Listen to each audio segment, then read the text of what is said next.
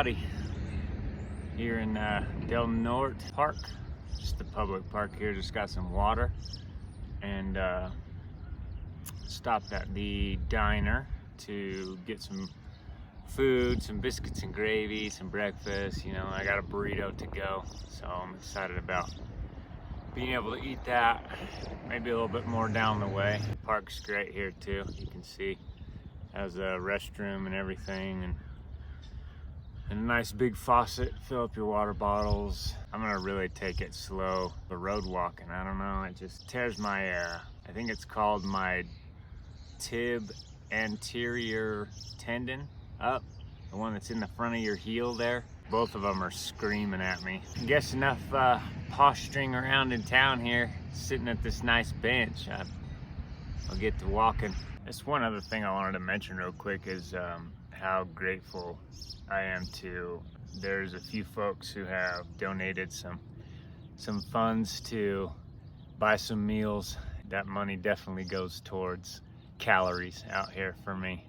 I try and eat probably every, I don't know, 2 hours while I'm here in town, so I appreciate that a lot. It helps a ton when I eat at like 3 different restaurants by the time I get to the RV park, so it certainly helps out, and I just wanted to say thank you for that. Well, just passing the Rio Grande River. I was gonna get water from here, but it looks a little yucky. If you needed it, it'd do just fine. But I was happy to have water at the old park back there. It was nice and clean and clear. Yeah, quite a few people actually remarked yesterday at the RV park how their feet were a little tore up from road walking. People don't get blisters, maybe had a blister, or you know, tendons were real sore, muscles were real sore, the calves, stuff like that. So it definitely takes a toll. We suffer together, right? Misery loves company. Yeah, this is exactly what kind of road I'm talking about. Speak of the devil and he shall appear, right? Well, I wanted to do a little review on all the electronics just in general up until right now, and I figure what better time. Doesn't seem to be a lot of traffic out here, and I'm walking with the wind, so hopefully the wind noise is not bad. Yeah, we'll start with the iPhone 14 Pro, what I'm filming on currently. Like I mentioned earlier, it is my capture device, it's my storage medium, it's my editing and production platform as well, via the app that I use called VN. And then from there, it's my communication device as well. That becomes my upload channel to YouTube. And I make these videos for everyone to follow along. I also make them mostly for myself. I just really want to be able to remember quite a bit of this stuff. So I have a few other electronic devices with me for sure. I guess one being the Enduro 2, and it has been great. I really can't think of anything that I don't like about it. The solar, I clock about 200,000 lux hours a day hiking out here. Give or take, obviously, depends on what side of the road you're walking in, what side of the sun you're walking on, if it's cloudy, etc. But I will tell you that I track every minute of my hikes throughout the 5-day stretch or whatever, 6-day, 4-day, whatever it happens to be. And the battery, it lasts forever. I mean, with that amount of solar, it really does last forever. I have the GPS turned on, all systems, like multi-track, basically the best performance one, and it doesn't even make a dent in those 5 days. I mean, it might take, well, it makes a dent. It might take 5 or 6 days maybe 7 days out of the 30-day estimate that the watch gives.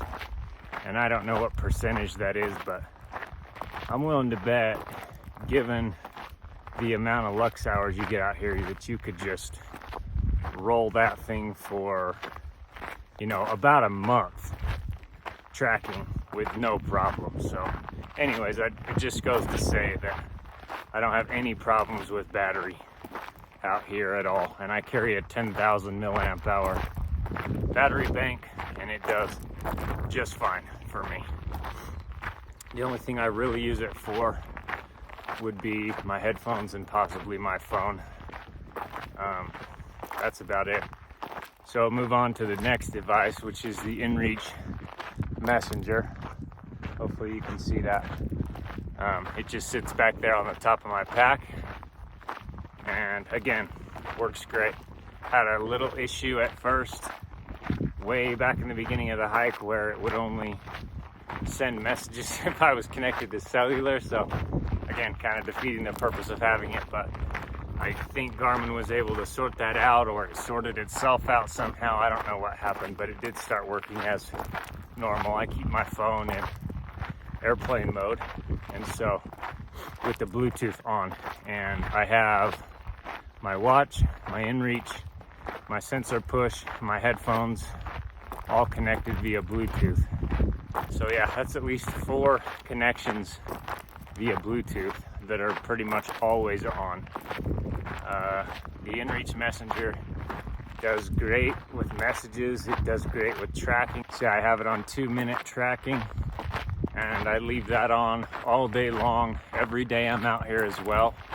And the most I've been able to get the battery to go down on that thing using the messenger portion of it, because I do have the unlimited plan, so I text people a lot, and then using the 2-minute tracking mode, I mean, again, I would put this thing to 10 to 15 days, no problem, messaging off of it and using the 2-minute tracking mode.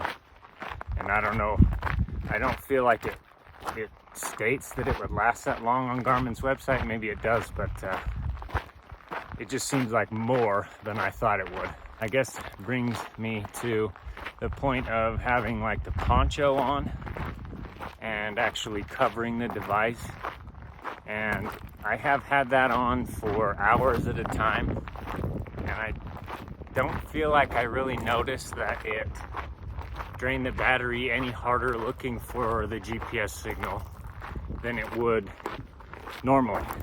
So, but the poncho material is very thin. It's like a sil nylon probably, and so maybe other materials would affect it differently, but I do keep it on the top of my pack back there, just so that it has as clear a line of sight to the sky as possible. And it's easy for me to see if it's on, how much battery it has left. Of course, you can do all that through the app as well, so I really only turn it on at the beginning of the day, and then I turn it off at the end of the day. And I do that because one time I left it on and I put it in my tent, and it drained the battery from like 80% to like 21%. So it really wreaked havoc on the battery. And I believe, being in the tent, and it might have been underneath my backpack as well, because I know Dyneema is obviously no thicker than sil nylon. Well, not my tent Dyneema at least. So I do turn it off before I stick it in my tent at night. And there are many nights when I will sleep with it, just because I feel like it's pretty chilly, and the preserving the battery a little bit never hurts. I mean, I'm sleeping anyway, so might as well have all that crap in there. It's great. I have it attached as best I could. I guess maybe that would be my only gripe a little bit, is that they never did come out with a very good mounting solution for that. It has like one of those corner hole tie down things for like that you would like put a lanyard on it or something, you know? And I just feel like there could be something better. There could be an actual mount that kept it in place and a little more sturdy.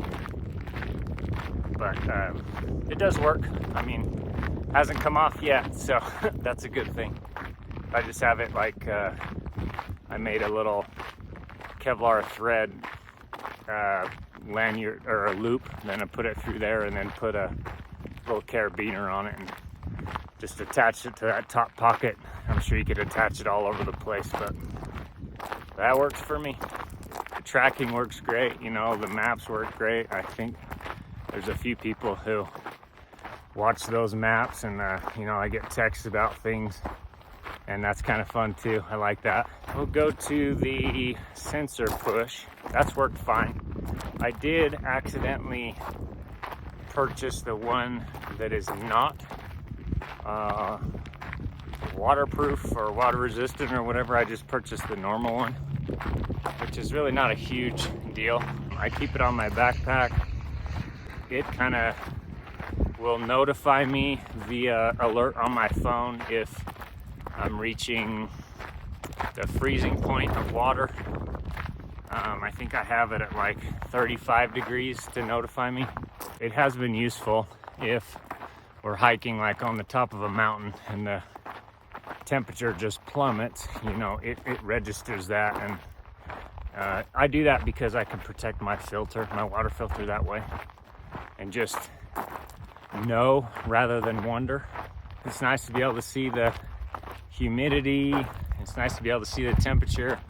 Of course, the temperature is inside my tent, so it's probably a few degrees different, and the humidity's, I don't know how it climbs up there right near like 95 to 100% like every day. So that's just the condensation monster that everyone deals with. I'm talking right now to you over these Bluetooth headphones, the Elgin Rumble headphones there.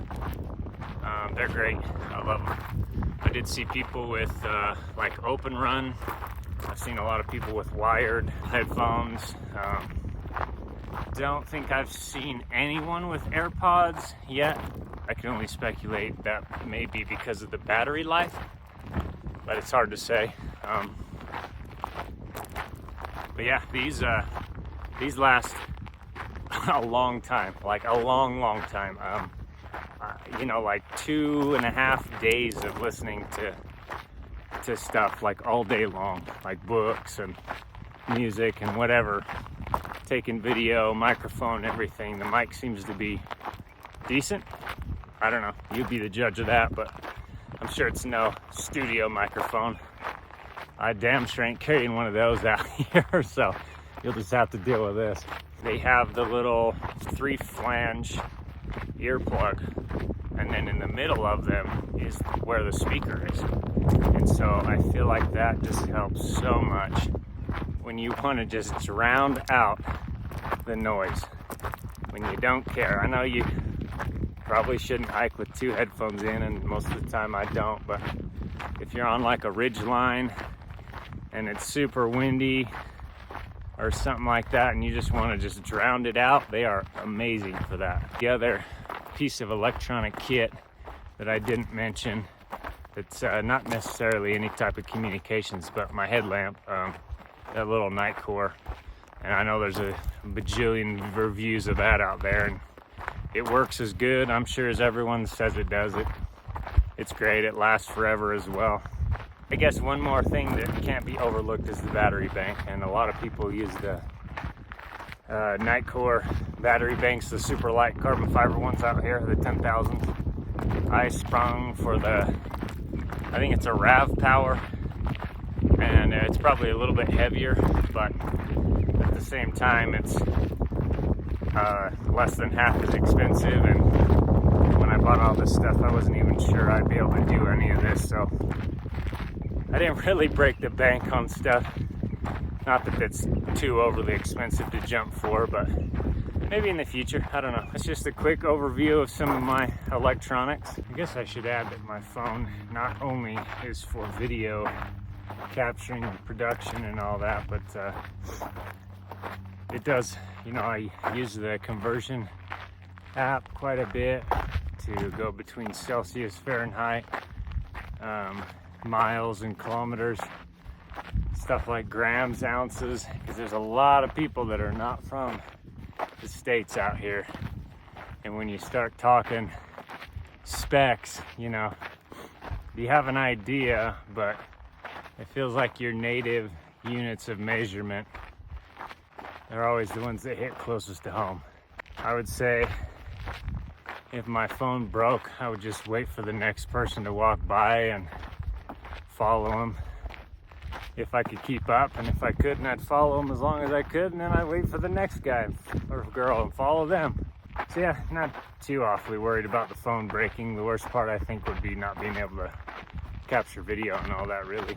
I use Onyx quite a bit just to see where where I stand, literally.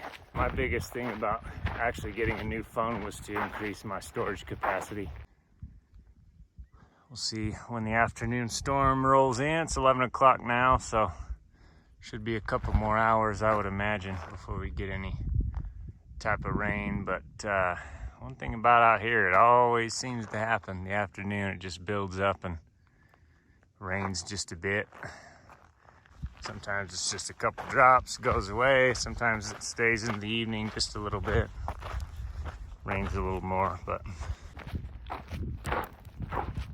uniform vehicles, exempt license plates, but they were marked.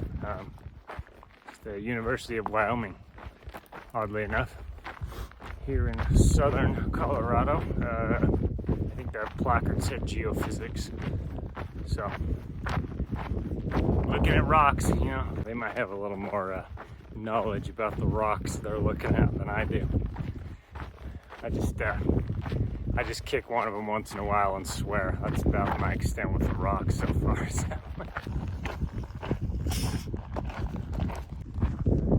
It's the most unique entrance to any one of these farms that I've seen yet.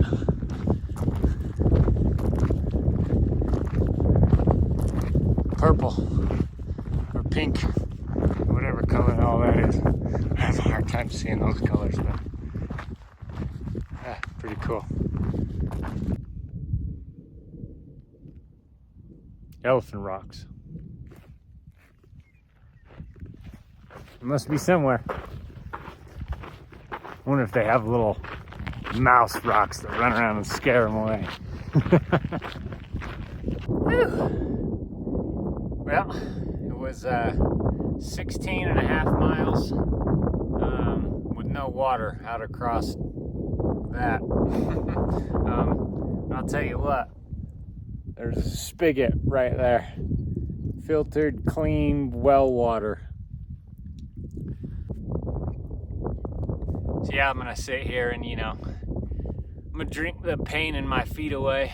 I'll have a water and scotch, you know, hold the scotch. So you'll never guess what. The University of Wyoming guys were at the water spigot, and he offered very generously to give me one of their campsites that had been vacated.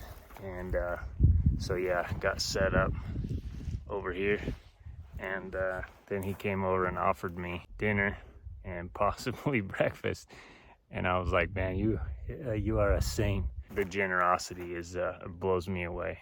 Thank you. We are at the Penitente campsite. It's really cool, just using the old facilities. Yeah, had a great breakfast. Thanks to the generosity of many kind human beings. Can't say thank you enough for all that. I'm gonna do the Big Sky Loop, hopefully, today. Through here, we'll get back on the road and see what the day brings. I'm thinking we'll have some more road walking to do for sure. I now have 2 more meals worth of food in my backpack, which is nice because I was kind of worried that I might not have enough. It just kind of depends on how slow I have to go. Post holing, snow walking stuff, it just slows you down. So You just need more food because you don't make as many miles. It's just simple math. Now, I'm sure I'll have enough. Very cool. Beats the road walk any day, at least for the little bit. And we have a confidence marker. This makes me feel like I can do it.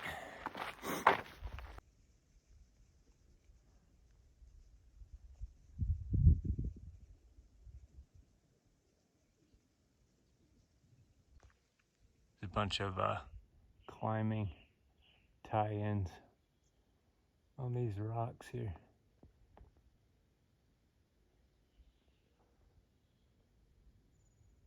Probably be pretty fun. Hard work, as rock climbing is, right?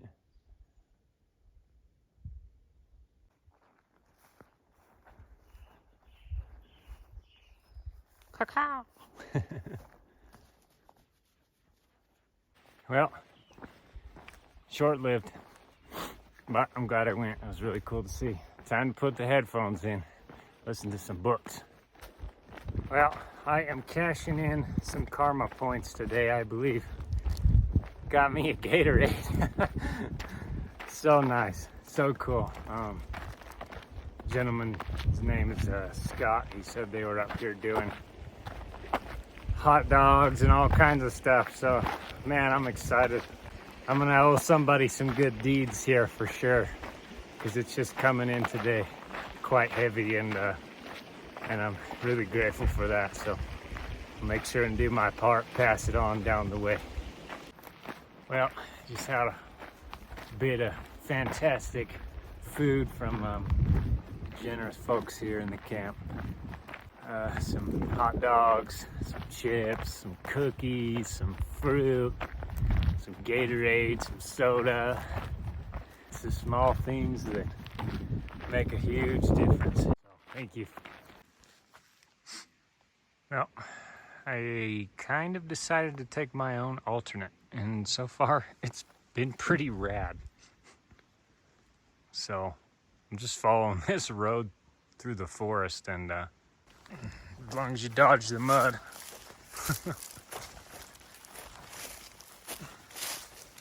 But the mud, as you can see, means there's plenty of water.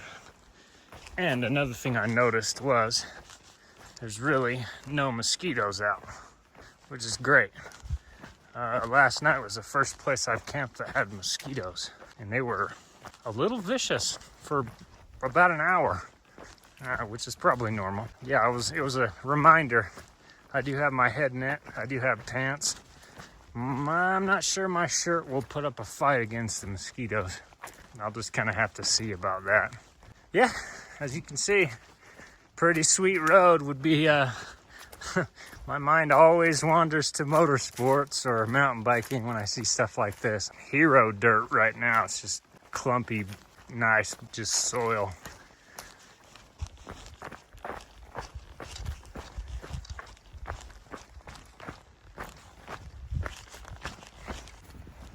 Well, I think we'll stop here and eat. It's a wonderful place. Got the river over down there. Oh, and they got my memo and installed that nail I wanted for my filter. So happy about that. We having tonight, we're having tortillas. I am making some rice, and then I'm gonna put some refried beans. So I'm gonna have rice and bean tortillas, and then I will add chili cheese Fritos in with the burrito. And there's like 8 tortillas in there. So I'm at least gonna eat 2 tonight. And yeah, got the old rice cooking here, and add the beans in with it. There's plenty of water in there, and if I have to add more, I can. But yeah, today will be a great calorie day, honestly. I had 2 bagels with eggs and cheese this morning, like over easy eggs. And then I had a chocolate bar, and then I had 2 granola bars, and 2 fruit snack pouches. And then for lunch at the next, they call it Trail Magic, the next kind folks who were there, I had Gatorade, Dr. Pepper, 2 hot dogs, 2 bags of chips, Oreos, Keebler cookies, an apple. We ain't going hungry today. Yeah, this is a great view out here of the little meadow, and I'm thinking I may camp just over there by the tree line. That'll put my tent in the sun real nice and early, which just motivates me to get out of it in the morning, quite honestly. Helps dry things out a little bit, and if you're up on the ridge line, the condensation it keeps that at bay a little bit. Now that's trail food.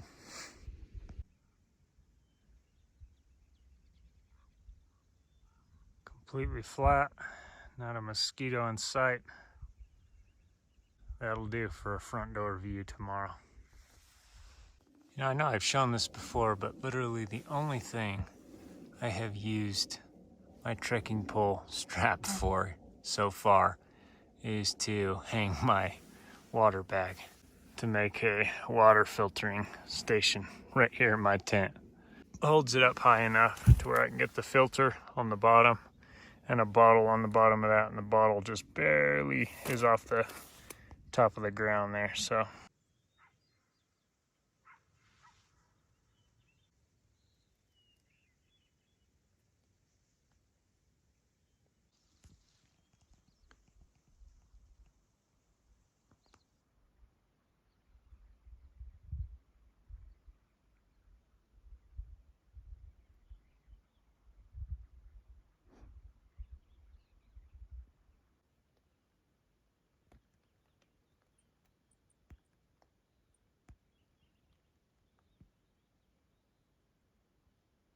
we're back on the quote-unquote trail this morning. Trail. This is the alternate. I think the real trail is somewhere that way. Eventually, we'll find roads where we can. We'll bushwhack where we have to, and I mean, this is the funnest part for me, is doing stuff like this. Just the route finding. There's you know, you can read the topos pretty good. It's no problem, but yeah, I mean, obviously I'm not the first one here.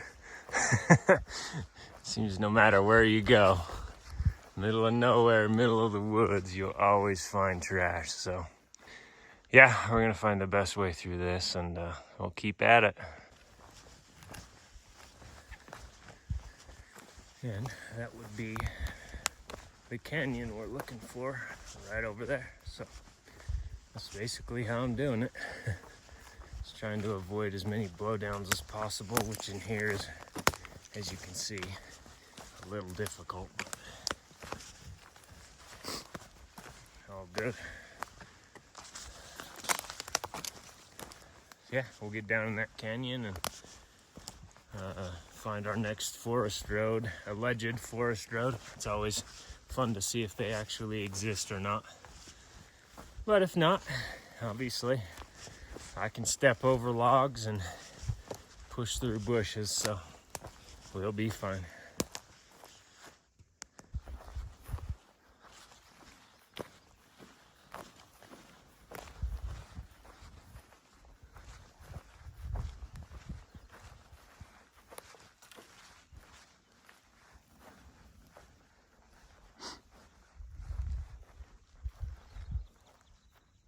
Love coming into these valleys out of the thick trees. It's just really cool. Yeah, I just came up over that ridge line here, and this is our road. Which is awesome. I love this stuff. This is kind of what it's all about for me. Just reading the topos, having a little fun, getting you know, only slightly lost, but just keeps the brain occupied.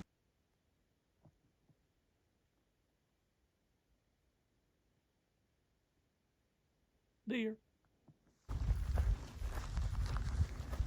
Popped out in the valley I wanted. So far, so good. I think the highway's down in that valley somewhere, and taking this route will make it to where I have to do about a 1/4 mile of asphalt highway walk is all. Building pyramids out here. Bigfoot or aliens, gotta be. Looks like he went from stone and got a welder though. That's nice. Okay, so came down this dirt road all the way to the highway here. Do our little bit of highway walking. Well, sitting here making food. I looked up and there was something looking back at me. Can you see him? Hey, moosey moosey.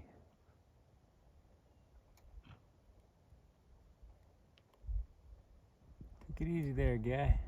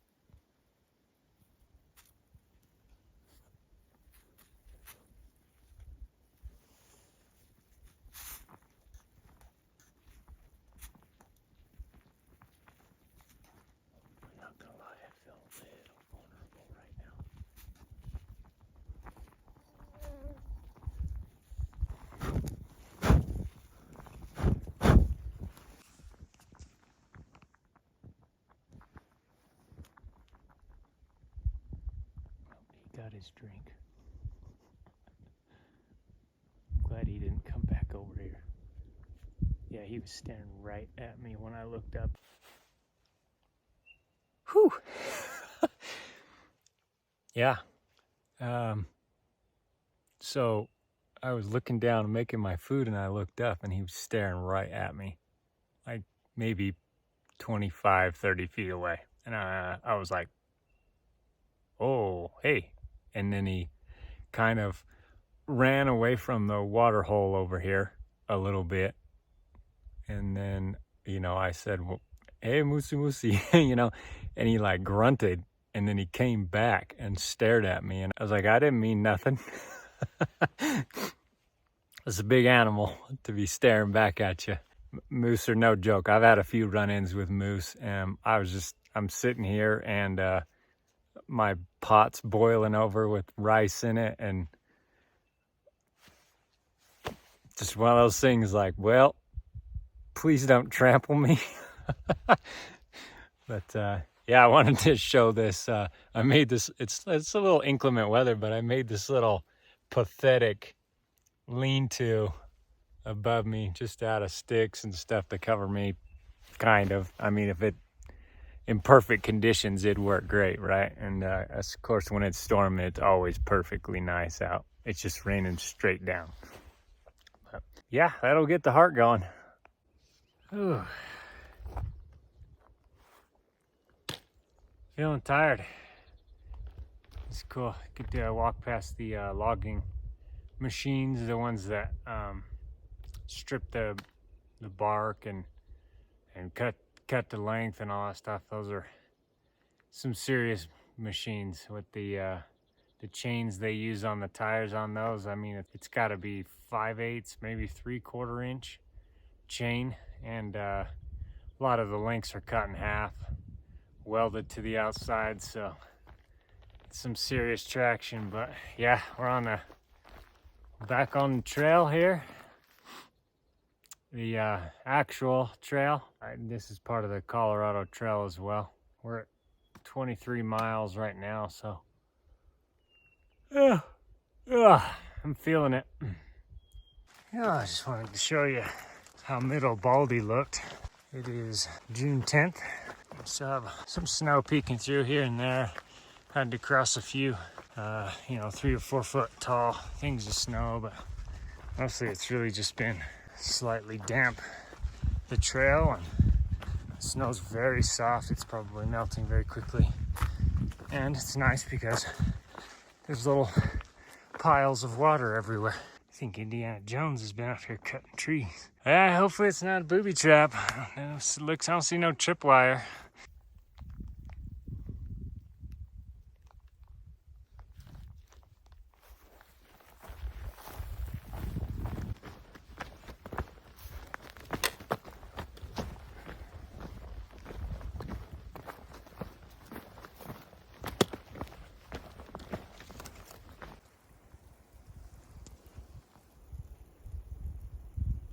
Coming down pretty good.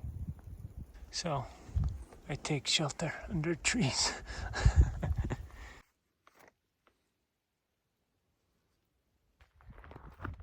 Like a Christmas tree lot up here. We're high up, 11,600. Yeah, this was all a ploy. Hiking was a scam. I was just in search of the perfect Christmas tree. Oh, but I don't have a saw either. Don't know what kind of trees these are, but I'm gonna call this Christmas row. Very perfect little Christmas trees.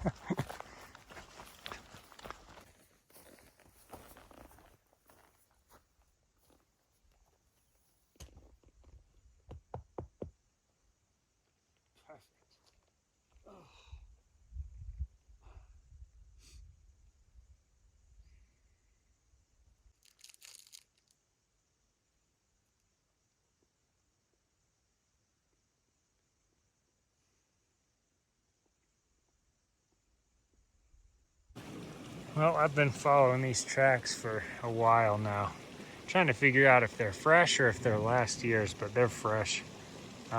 Anyways, looks like there's 1, 2, 3, 4 bikes, and I'm impressed too because some of this stuff is not easy riding at all, but I bet they're having an absolute blast.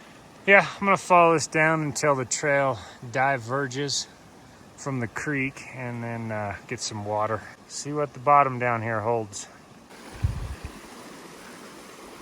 Well, I think it's about time to call it. Found this little spot here. It's got a fire pit and nice flat place. It's raised off a canyon down there, and obviously you can hear the river down there. So we have water. Doesn't seem to be too buggy, too much mosquitoes. I've got plenty of firewood around, so I think I'm gonna treat myself tonight.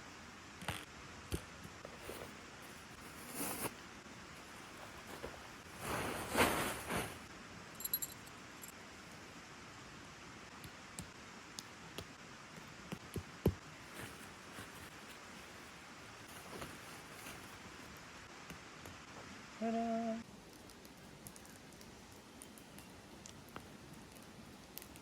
I'm kind of thinking the fire pit right next to the tree there is not the greatest, but I'll watch it. It sure is nice to have one though. Good morning.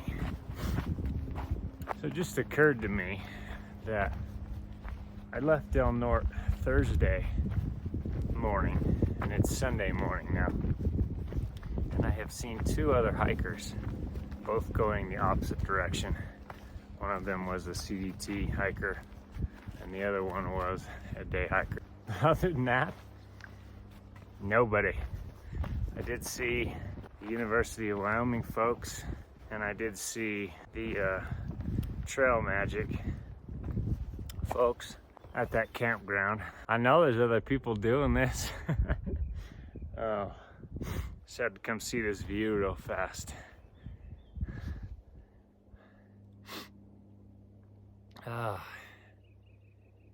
These never get old. Very densely wooded in here. It's a nice trail, lots of rocks. Feet are definitely feeling it this morning in all over. I mean, they're just generally sore. Calves are sore from doing climbing and stuff yesterday. So yesterday I did 18 miles and I did 5,000 feet of up and 4,200 feet of down, making a grand total of 9,200 and something feet elevation change over the 18 miles. Well, time for the spikes. I'll tell you what, when you need them, they're wonderful to have. This is our trail at the moment. Oh.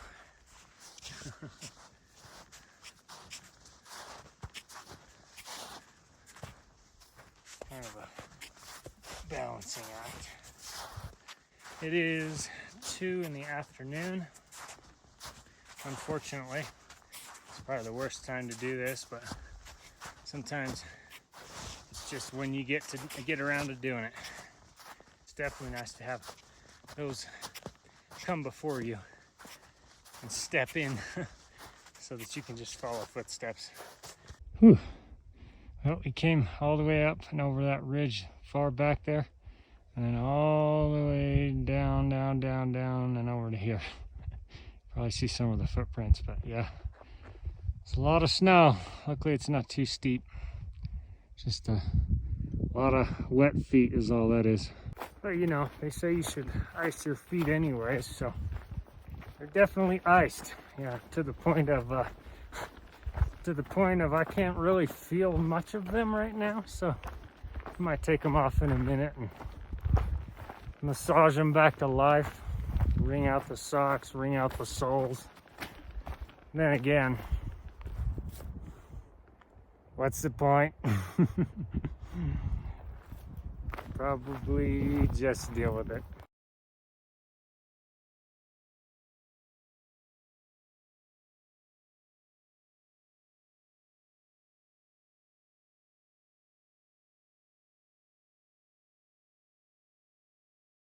Drying the feet out. Just wringing the socks out, wringing the soles out. I see trail for about a half mile over there. I'm gonna take advantage of that. Oh man, I feel like I earned that one. Whew, nearly 12,000. Spoiled again.